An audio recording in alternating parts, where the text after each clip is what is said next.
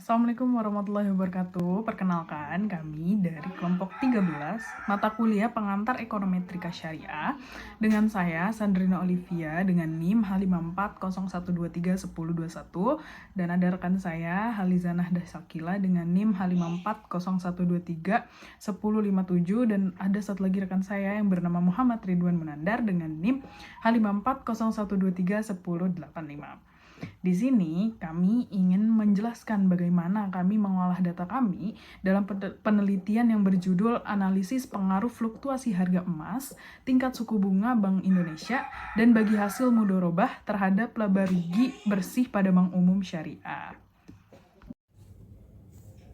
Oke, jadi langkah pertama yang akan kita lakukan adalah kita copy dulu datanya dari Excel. Terus kalau udah, kita buka Stata, lalu data editor. Setelah itu kita paste datanya. Setelah itu kita regress dulu. Yang pertama itu kita komen. Di sini kita tulis regress, terus masukin semua variabelnya Y, X1, X2, dan X3. Lalu enter. Nah, ini hasilnya udah dapat terlihat. Bisa dilihat nilai uji F-nya itu sebesar 0,1712 karena nilai tersebut lebih besar dari 0,05. Jadi dapat dikatakan semua variabel independennya ini tidak secara keseluruhan berpengaruh signifikan terhadap variabel Y. Lalu nilai R-square-nya juga bisa kita lihat sebesar 0,0910 yang artinya semua variabel independennya dapat menjelaskan variabel dependen sebesar 9,1%. Maka sisanya dipengaruhi variabel lain di luar model. Lalu kita juga bisa melihat nilai p-value masing-masing variabel dari hasil uji T ini yang digunakan. Pada X1 dan X2 ini dapat dilihat p-value-nya itu sebesar 0,988 dan 0,296 yang artinya nilainya lebih besar dari 5% taraf nyatanya. Jadi dapat dikatakan variabel X1 dan X2 ini tidak berpengaruh signifikan terhadap variabel Y. Sementara X3 ini yang nilai p-value-nya itu sebesar 0,032 yang nilainya ini lebih kecil dari 5% taraf nyatanya, dapat dikatakan berpengaruh signifikan terhadap variabel Y. Selanjutnya akan dijelaskan oleh rekan saya.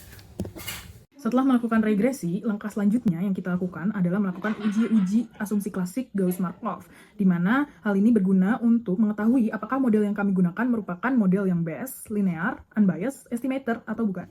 Nah, di sini ada 4 uji yang kami lakukan. Yang pertama yaitu normalitas. Uji normalitas ini kita uji terhadap residualnya, sehingga kita perlu tahu nilai residualnya berapa. Sehingga langkah selanjutnya setelah regresi, kita adalah memprediksi nilai residual yang mungkin dari persamaan yang kita punya. Dengan cara komennya itu predict E, receive. Kemudian nanti dia akan muncul di bagian yang data view gitu. Terus langkah selanjutnya kita baru bisa melakukan uji-uji yang asumsi klasik. Dimana yang pertama yaitu uji normalitas dengan komen pada stata yaitu S-Wilk E. Karena kita di sini menggunakan uji Shapiro-Wilk. Jadi yang kita komenkan adalah S-Wilk E. Nanti akan muncul hasil seperti yang tertera pada gambar, dan di situ bisa kita lihat bahwa nilai probability-nya adalah 0,000 atau dia kurang dari 0,05, yang artinya dia datanya memiliki error atau residual yang menyebar secara tidak normal. Seperti itu. Selanjutnya, kita akan menguji multikolinearitas pada model, di mana kita menggunakan VIF sebagai indikatornya. Jadi VIF itu adalah variance inflation factor, di mana kalau nilai VIF yang masih ditoleransi itu ketika nilai VIF-nya masih kurang dari 5 atau kurang dari 10. Nah, sekarang kita coba lihat apakah data yang kita miliki variabelnya itu memiliki multicol atau enggak dengan cara stat VIF, karena kita menggunakan metode VIF tadi kan. Nah, nanti akan muncul seperti ini, di mana variabel VIF dari ketiga variabel independen yang kami miliki itu nilainya kurang dari 5. Jadi dia masih terbebas dari multikolinearitas atau hubungan antar variabel independen. Jadi masih aman ya. Uji selanjutnya, uji heteroskedastisitas, di mana uji ini berguna untuk mengetahui apakah ragam dari residual yang kami miliki itu adalah konstan atau tidak. Jadi kalau misalnya ragam residual dari model yang kami miliki itu konstan, dia termasuknya ke dalam homoskedastisitas. Tapi kalau misalnya ternyata tidak konstan, dia termasuknya ke dalam heteroskedastisitas. Nah, yang menjadi masalah adalah ketika model yang kami miliki ini terjangkit heteroskedastisitas, karena nantinya model ini berarti tidak lulus asumsi klasik, salah satunya itu heteroskedastisitas, sehingga yang tadinya harusnya best linear unbiased estimator, tapi sudah menjadi tidak best lagi, jadi cuma linear and unbiased estimator saja. Nah, untuk mengetahuinya, kita bisa menggunakan comment stat test pada stata. Jadi yang kami gunakan adalah tes Brous-Pagan atau Cook-Westberg ya. Nanti akan keluar nilai probability yang sangat kecil ternyata, atau 0,000 atau tolak H0, di mana tolak H0-nya di sini adalah constant variance atau homoskedastis. Karena ditolak, artinya data yang kami miliki ini dia terjangkit heteroskedastisitas. Nah, cara untuk mengobatinya itu berbagai macam. Ada bisa dengan GLS atau WLS atau dengan transformasi logaritmik dan lain sebagainya. Selanjutnya, kami akan menguji autokorelasi. Autokorelasi ini diujikan karena untuk melihat apakah residual yang sekarang itu terpengaruh oleh residual sebelumnya atau enggak. Yang bagus itu yang tidak, karena kalau misalnya ada pengaruh dari residual sebelumnya, itu dia harus dimasukkan ke dalam model. Dan di sini autokorelasi itu hanya untuk data yang time series saja, karena hubungannya dengan waktu atau periode sebelumnya, seperti itu. Nah, untuk menguji autokorelasi di stata, kita harus mengklasifikasikan dulu, maksudnya memberitahu si stata ini kalau ada data kita ini time series gitu, dengan ya seperti ini, dengan format waktu underscore bulan, terus ada TS set, di mana TS itu time series set gitu, untuk men-set data ini adalah time series di mana waktu underscore bulan. Jadi nanti kita memberi time variable-nya waktu bulan, berarti dari 2020 data yang kami miliki bulan pertama sampai 2024 bulan ke-8. Jadi deltanya adalah 1 bulan, delta itu kayak rentangnya itu adalah per 1 bulan. Nah, terus langkah selanjutnya kalau misalnya udah nanti stata membacanya sebagai data time series, sudah dibaca seperti itu, langkah selanjutnya adalah kita menguji Durbin Watson-nya dengan cara kita klik statistik yang ada di atas, kemudian kita pilih linear model and related, kemudian kita pilih regression diagnostic, kemudian kita pilih specification test, etc. Nah, nanti di situ bakal keluar langsung nah ini nanti kita pilih report and statistic, subkomennya itu yang ke bawah lagi ada Durbin Watson date statistic. Nah, nanti Durbin Watson-nya bakal langsung keluar. Jadi ini memang khusus time series ya, makanya harus di set dulu ke time series data yang kita miliki ini. Nanti data ternyata setelah keluar hasilnya, data yang kami memiliki Durbin Watson date statistic senilai 1,910537.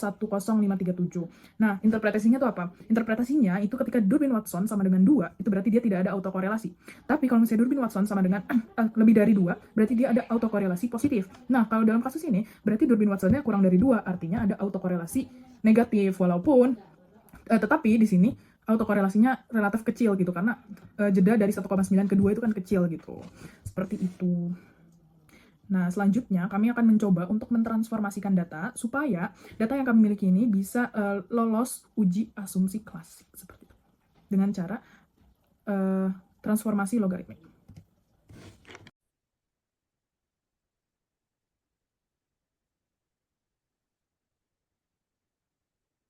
Baik, teman-teman, selanjutnya saya akan memperlihatkan cara kami mengolah data, yaitu setelah kami mentransform Y-nya dengan cara logaritmik agar hasil yang kami dapatkan itu menjadi lebih baik.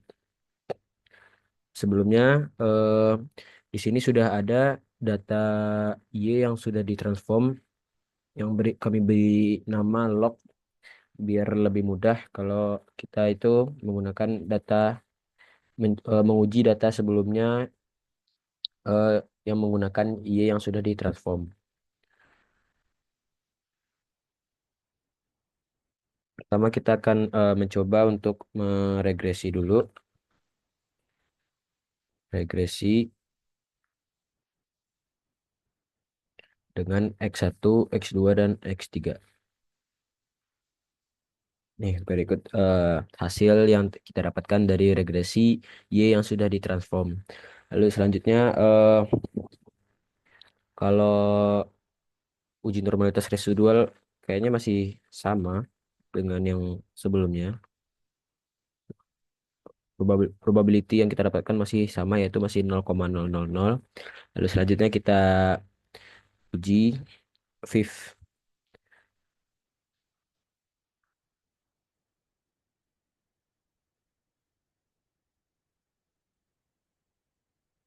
Start.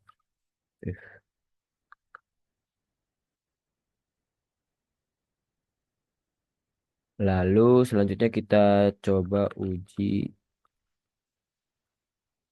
stat head test. Tuh, kita uji heteroskedastisitas yang alhamdulillahnya kita mendapatkan hasil yang lebih baik dibanding dengan Y yang pertama tadi. Karena yang ini kita mencoba menggunakan Y yang sudah ditransformasi gitu. Lalu yang terakhir kita coba untuk Darwin Watson gitu. Kita coba uji Darwin Watson. Kita buka di sini regression diagnostic specification test.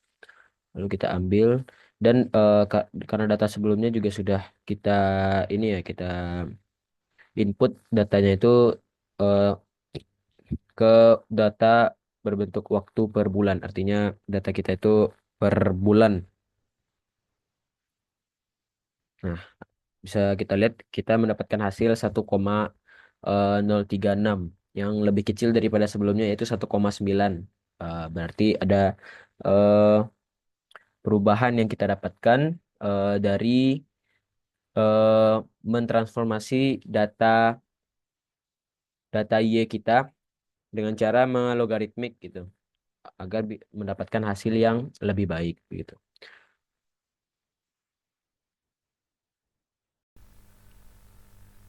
Baik, mungkin sekian saja video dari kami tentang bagaimana cara kami mengolah data untuk jurnal kami.